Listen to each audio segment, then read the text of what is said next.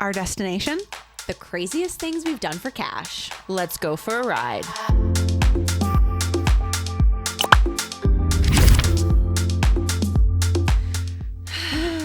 What an intriguing topic.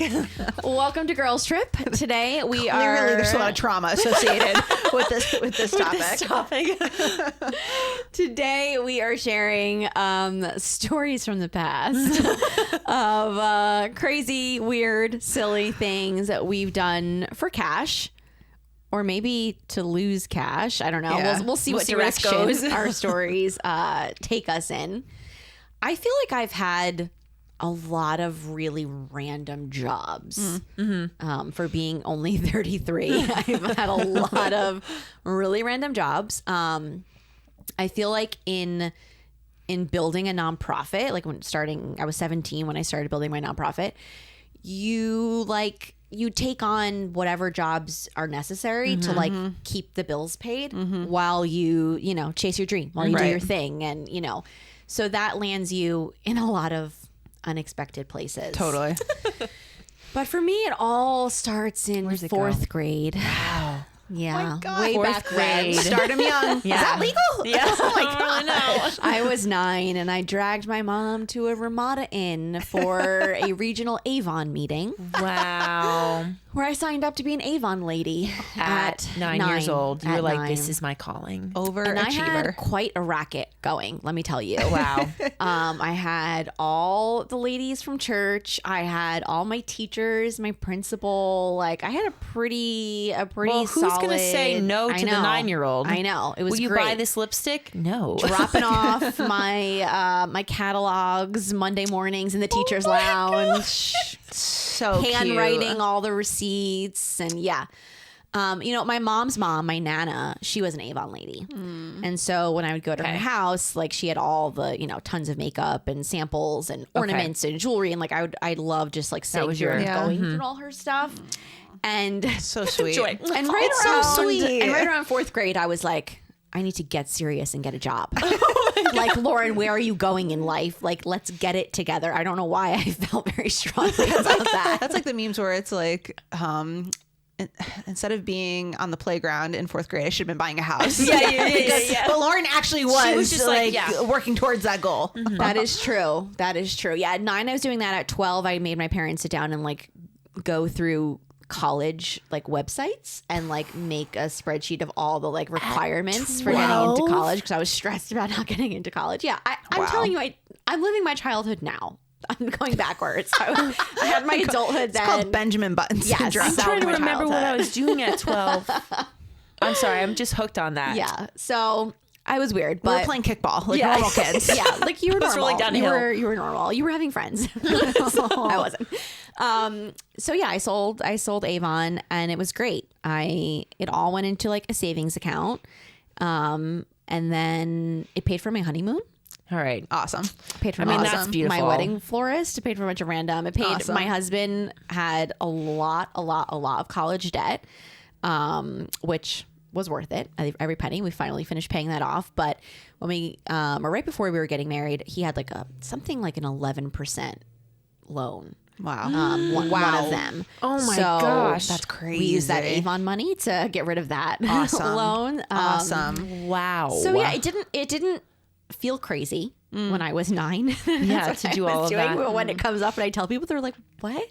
I'm sorry. What were you, Jay? But it was a blast. Do you think you'll encourage your kids to do the same thing?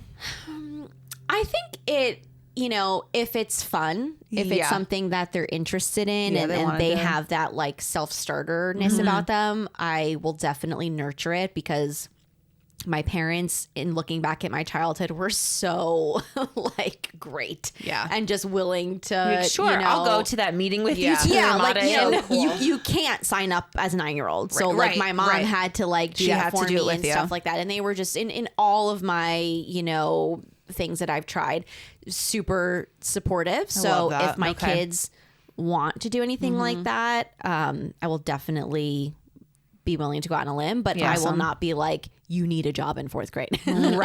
Right. That So- seems appropriate. Yeah.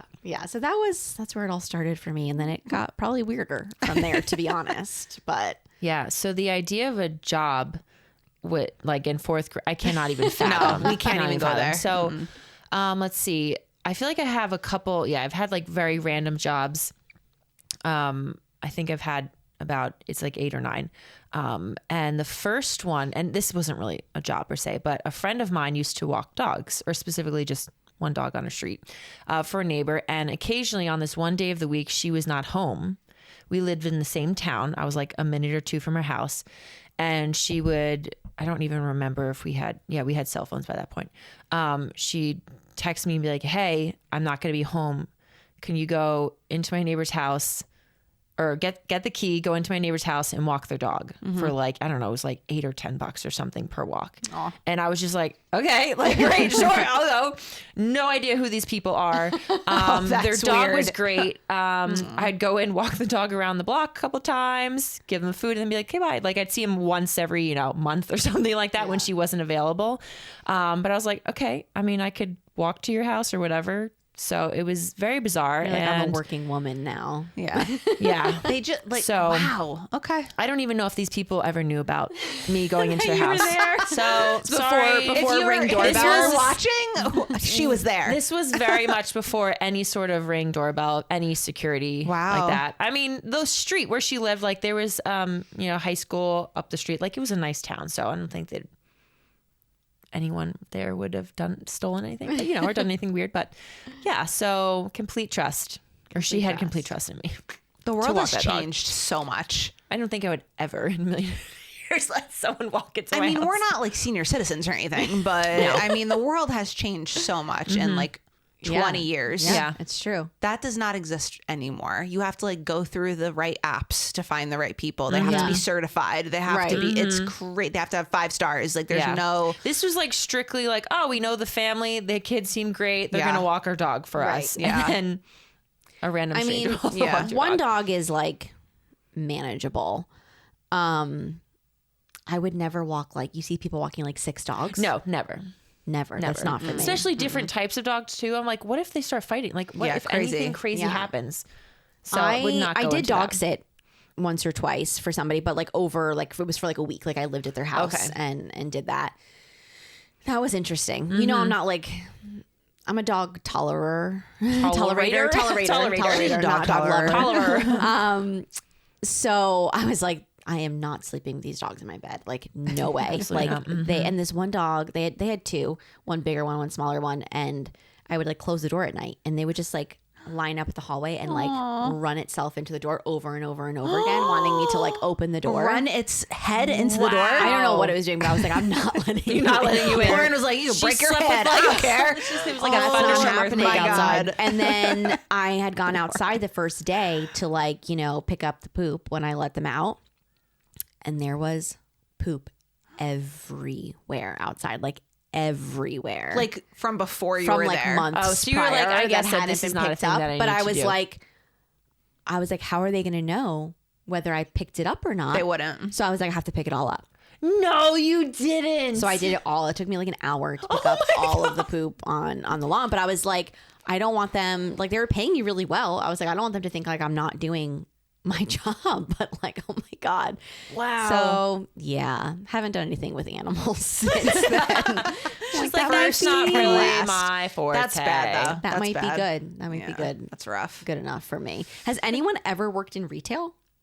No. I have never worked in retail. No, and I refuse to. That is so scary to me. I did get an interview for Charlotte Russe. I It was got an like a interview. summer job, and I was just like, okay. And Yeah. wait, this is so funny. So part of the interview was there was like 2 other girls with me. The lady was like, okay, I'm gonna give you an assignment of like a date. You're going to the movies, and you have to pick an outfit. I think mine was my goodness. Mine was a date. I don't even remember what I came back with, but the lady was not impressed. She was like, okay. She definitely wanted something fancier, nicer, and I don't know. I picked out something because I was like, this is what I would wear, Right. And it was not really what they wanted. I have I never think I heard still of got that. the job like offer, but she was just like, oh, okay. How old were you? 18. Yeah. Okay. When I was Yeah. 18, I think I went for an interview at Ann Taylor. when I was 18. So I was still pretty young for Loft. But my sister had worked there. So I was like, I'm going to go to the same store. Okay. I didn't. This is also a funny interview story. I sat down and she was like, okay, so we really need girls in on like Sunday mornings. And you're like, and Saturday nights and Friday nights. Like those are like the weekends. That's what And I was like, okay, so the only days I can't do are Sunday mornings, Saturday nights. I didn't even get so much as a like, sorry, I should never heard from them again. I was like, maybe retail is not for you. So yeah, I did not want to deal with any of the chaos of that. I didn't want to have to deal with people. Like I'm not going to be. I think then I was also more quiet. Like I was not about to be like, okay, excuse me, like, can I help you, ma'am? I have to deal with all of that. Like, why can't you find it? Like I was just not about to deal with any of that. So I just think the scheduler in me couldn't do it. Like, and that all my also made friends no who sense. did work in retail, like they never knew when they were going to be. It was like a week. It was like a week, and I'm like, I cannot live my life like that. I will pick up dog poop, but I am not doing that. So pick it up once. Then I know that's not for me. So. Okay. Yeah. Okay. What have you done, Joy? So I have a very limited set of skills. Untrue. They are mainly in the photography and graphics video department. And okay, so there was a phase of my life where I was like, I'm going to make extra money. So I'm going to go on Fiverr and Upwork and all the Upwork. Or Thumbtack. There's a couple of no clue. Thumbtack, Upwork, Staples. There's some of those words together. There's so many probably now, but at the time, 7 or 8 years ago, there was only like 3 major of these sites where if you were a freelancer, this is where you were going to go to get jobs. However, because there were only a few of these sites out there, it was flooded with freelancers and not enough people who even knew what these services were. So the way it worked is at the time was you had to bid to get a client, essentially. So you would buy bids. And then you would use a bid. So it was like you were putting money. Interesting. So you were putting money into it to try and get your work to be seen more, to get your Sounds a lot page. like your fitness that you were telling us about earlier this week. So I luckily did get a few really good clients from this. One of them lasted a couple of years, actually. It was great. And for some of them, it was really good. However, I do have one really unfortunate story. So this is before the podcast is about scammers were a thing. I was young. I was 22, maybe. I was young and stupid and naive. And that's when I was getting married. Yeah. When I was young and stupid and Clearly naive. we're at the same phase of life here. I was very, very naive. I had worked for one place my whole life right out of high school. I thought everyone was super honest and super kind. And I had no idea the types of people that were out there, and I had good experiences, so I didn't really have anything to go off of. So this person reaches out to me and says, hey, oh my God. Saying this out loud, you're like, okay. What was wrong with me? This guy goes, hey, I own this art studio and I need to sell my art online. So I need you to take these photos that I send you and create graphics around them. Like, for example, he would send me like JPEGs of artwork and then would want me to like put them on fake walls. Okay. And then put it out there. So he was like, I'll pay you like $30 an hour, which at the time was really great. I was like, this is a great gig. No problem. So that goes on. I'm creating a lot of content for this guy. I have no idea what he's using it for. He doesn't tell me he's using it for socials or anything like that. I go to a website that clearly didn't really look like a normal website. It was just kind of thrown together. I was like, there's always a piece of you that's like, something's not right. But I'm going to get paid in a week or two. Yes, but I'm going to get paid in a couple of weeks and I know it's going to be fine. So this only lasted for a month because he was going to pay me all at once.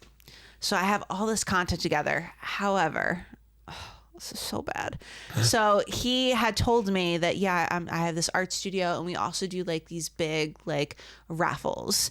and one of the prizes is going to be for this fundraiser that we're going to. We have like these gift cards. I need you to go to Walgreens and like get the, like, he's like, I really need an assistant right now. Like, you're helping me with this, but I really need an assistant. So I need you to like go get these gift cards for like $25 at a pop and send them to me. So, and I'll obviously reimburse you. Oh my Okay. gosh. I just want to say I'm so sorry for the traumatic. Because at this point I had made so my much gosh. content, and it wasn't like he was a bot, like he was a real person Yeah, that I right, was talking communicating. to. So I was like, yeah, whatever, it's $25. Like it didn't seem as crazy as it does now. So I do this for like 4 weeks, right? I'm creating all this content. I'm buying these gift cards. So at this point I probably have like $300 sunk into gift cards, $350 maybe, plus all these hours of work. So I actually don't remember how all of this came to make sense. All I know is that I got scammed out of a lot of money. So whatever ended up happening was he paid me something like $4,000 or something astronomical that was way more than, like, that's what the check said though. And I was like, this is not right. Like, this is too much money. I was like, this doesn't make any sense. He's like, no, it's fine. I'm just paying you for like the next like 2 months. Like, don't worry about it. Like, I'm paying you in advance. I was like, something doesn't feel right about this. And I don't remember, to be completely honest, I don't remember the logistics of it all, but I remember sending him back the check because I was like, I don't feel comfortable with this, but somehow some of my own money was tied up into this. I don't remember how it happened. All I remember is that he got $2,500 out of me in the end, when it was all said and done, between the gift cards, between me sending back money that wasn't mine, or basically it was like he owed me this amount of money, but I sent all of it back waiting for him and it never came. So when I realized what was happening, I was like, oh my God, this guy isn't even real. He's scamming me. This is not real. Yeah. I reached out and total blankness, silence. Yeah. I actually, time out. Okay. Now that I'm reliving this, Enjoy time out. Now that I'm reliving this moment, he did have a phone number that he had given me. Okay. So I use this phone number and some girl answers and she's like, yeah, you were sending me the gift cards. What are you talking about? What? He had this whole network set up where I wasn't sending him I was sending her the gift cards, and I'm like, sweetie, I have like so much money sunk into this right now. Like, what do you like? Can you like send me the money back? She's like, no, I already sent it too, because he had this whole network going. Whole so network. Gosh. brutal. That's brutal. Wow. I do know somebody else who got tied up in a similar scam, and I'm trying to remember how it works. It's something like, you buy, like, I think in this case it was thousands of dollars. So I think it was like, you buy $2,000 in gift cards, and then I'll send you a check for like $4,000. Right. So you'll get your $2,000 back, Right. plus you'll be paid like $2,000 for Yes. the work. So then you do that, you buy the gift cards, right? Your money's gone, you send them to them, and then you get this check and it like bounces. The check bounced. The check bounced. So now you're out of all your money. You're out of money that you sunk into gift cards. You're out of labor money. Now that you're saying that, I think this is what happened. So he sent me the money, right? I put it into my account, put his money into my account, and I was like, this isn't right though. I'm going to send him back the money. Out of your account. I'm going to send him. This is what happened. I was trying to remember how this worked. He sent me the check. I put the check into my bank account. I'm like, he overpaid me, so I need to pay him like $2,500 back because I don't feel comfortable with him overpaying me. After I send it, I see the check bounced. Yep. That's what happened. Yep. So he gets the money, and I called the bank. I did everything. They're like, no, it's your fault. You sent it to him. I'm like, you gotta be kidding me. Wow. They could not help with anything. That's really so rough. sad. And like, I'm That's a young brutal. person. Like, I'm a young person at the time who could deal with like because at that point you're like scarred. You're like, I'm never going to get taken again. Like, but it did feel like kind of invasive. Oh, and yeah, like for you feel like a sure. victim. Yeah, like yeah. someone just had been lying to me for a month. And Right, because that's different. That's Yeah. unusual for that type of scam that you're doing. Yeah, that he kept going. Like with it. he's producing fake work Yeah. for you to do for a month, and you feel like you're building this rapport Yes. with someone, Totally. and then they just totally rip you off. Did Totally. the girl that you call, was she like, I've been scammed? Like, was she? Oh yeah, she realized. Yeah, once like I her called money Yeah. was Yeah, and all of that So- was, wow. He tried to cover his tracks. Yeah, he specifically sent That's me brutal. a phone number to send all the money to, which I thought was him, and was just this other girl who was part of the thing. It's crazy. It was crazy. But I think there was an era where it was big. Mm-hmm. Now I feel like the top has been blown Now off we these know people. to So do people that. are on high alert You're a for little more this stuff. suspicious. Totally, and, totally. Yeah, but I'm sure when those sites like first were popping up, that was a lot of people probably found themselves in those positions. So bad. That's rough. That's rough. What a foray into the professional. Freelancing is great, guys. Making money, losing money, all really a fun time here. Yeah. I did. So let's think. What else have I done? I've been a substitute teacher. Mm-hmm. That'll give you some stories. I have worked for a door company where you learn a lot of things that you never even thought of about door jams and things and hardware. I worked for another company, and to be honest, I'm not even sure if I knew fully what I was doing, but I was calling I think like 99.9% men, mostly in like middle America, like Midwest. Okay. Cold calling, which is so fun. Yeah. Brutal.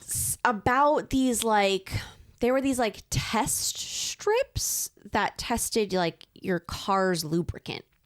Something like that. So just imagine saying those words on a cold call. Was really a lot of fun. And then I would exciting. package those to mail out and stuff like very that. And stuff interesting. them. Was this a lucrative job? It wasn't bad, honestly. Wow. It was not a scam. Like, it was a legitimate company. Yeah. Lauren's like, I still do it. Actually, it's a side gig. Some of these I wish I still did. So I started that actually when I was very young, and I just did it randomly. Like, I have a free Saturday. Like, I'll come do it. And then I did it in my college dorm room for a little while. So I've done a lot of random things. One weird thing that I did where I was just said yes to making a quick $500, I think it was this woman in Manhattan was hosting a mastermind weekend, which at the time I'd never heard that terminology. Yeah, I need before. to know what that means. I think it's don't. become a lot more common. Totally. But these people came to, I don't remember if it was her home or if they rented an apartment, but it was very beautiful space in the city. And these people paid an exorbitant amount of money, thousands of dollars, to come to this mastermind group where you bring your business what that you're trying to build, and be how do I grow my business? Help me. Help me. Or this is the obstacles that I'm encountering. Yeah. And you're sort of, I think it was maybe 10 people, and you're workshopping each other's businesses. And there's one person who's sort of supposed to have this the answers and help you work through these things. And it's supposed to be this life-changing weekend. I don't know how much people paid to go to that one in particular, but I know that people pay upwards of $10,000 for some of these things. You are banking that this is going to be a game changer for you to build your business. So this was two full days where I was basically a servant. So I was living outside of Manhattan. I was living in Weehawken at the time. And so I had to be on a bus into the city at 5 a.m. to get there early enough. And I had to pick up all the breakfast foods. I had to get in line at a cafe. I was the classic intern, rom-com in the city, trying to carry you were 15 Anne coffees Hathaway and in croissants. Devil's Prada. Yes. And then you're going to this high rise and setting everything up. And so I was just doing all the thing. I had all their food ready all day, because it was all day. It was breakfast, lunch, and dinner. Wow. And then I was taking notes on everybody as they were talking to give them notes on their feedback and all this kind of stuff. So it was exhausting, because I was on my you have feet to be for on. Although I you do can't feel be... she'd be incredible at it. Yes, at that job yes. specifically. I feel you would get everything right, and you would do everything with It excellence. was good. It was just a lot. Yeah, I don't know that exhausting. $500 sounded like a lot in one weekend at the time, because I was really No, you young, needed and a I lot was I think I did too good of a job. Totally. Totally. These are really long, 12-hour days, and so I don't think that was worth it. But it was an interesting experience. I felt I was peeking behind the curtain into you're getting the to life see all this other. that's something That's else that very I wouldn't cool. normally have access to. So it was an interesting experience.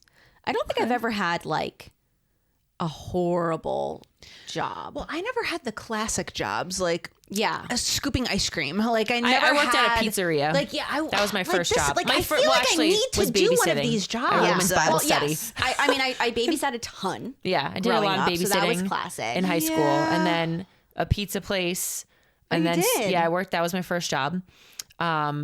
Fun fact that sometimes when we didn't have a car, I had to walk there. It was like a mile away.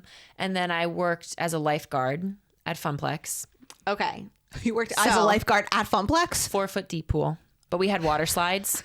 That like comes up You'd to your be- knees. You would be shocked at how. How often you were needed, or Yes. Come Because on. parents were not Really? watching their kids. They literally were my like over gosh. here. And I'm like, I've saved your kid 3 times. Can you please keep an eye on him? I had no idea Funplex even had a pool. me Yeah, neither? they had a pool. The one, where was it? It was kind of near you on like East Hanover. Yes, that one? yes, that Okay. area. So, but we were trained like soldiers. Like at any given moment, we were told that the company that gave us our training with like CPR Yeah. and water rescue, all of that, could come at any moment and put a dummy in our pool, and we would have to go. So it was like That's intense. Yes, and we would have to skate. We had areas of this pool. I mean, it was like a water park, but again, small. So there was like fountains, but then the deeper side. So we had to like go up and down, scan the bottom of the pool Wow. on our shift. And then we'd rotate like every 25 minutes or something like that. But we had mostly had kids who, because it was a slow incline, just didn't know it got deeper. And then we're Right. like, I can't swim. Aw. 6 foot me jumps Yeah. into 4 feet. Okay. And like, and the like body to body children. And you're like, I don't even know if I can see the bottom. So I Right. hope no one's down at the bottom. It was Wow. insane. I did that for a summer. Speaking of lifeguards, when I was in high school, my friend convinced me to sign up to be a camp counselor at a Girl Scout camp. Okay. In like, middle of nowhere. In the woods. And he was like, it's great. I've been working there for years, blah, blah, blah. And he's like, it's super easy, whatever. But it was like, I think the whole summer. And I had to take a bus in the morning. Like my mom dropped me off at like Okay. a train station, and I got on a bus with all these kids, and I had to wear this hideous polo, like teal colored polo that matched with nothing. And then I had to go to like the middle of the woods with no cell service or like anything all day. That's like the beginning of like a horror. Yeah, it is. It basically was. And you're like outside the entire day, unless it's raining, and then you're like stuck in a cabin. And he was a lifeguard. So he had it He had a made. really nice- He just had nice to like job. sit there and watch them in the pool. And it was Okay. a great gig for him. And meanwhile, I'm like on horse duty. And have the horseback riding girls, and I'm like, the smell, oh my god. So I did that for one summer, and no shade to the Girl Scouts, but that was basically when I was like, I could do this better, and I started my own summer camp the next year. Was that really the catalyst? that was it. There You were like, a lot I of got this. catalysts, but You were like, I got this.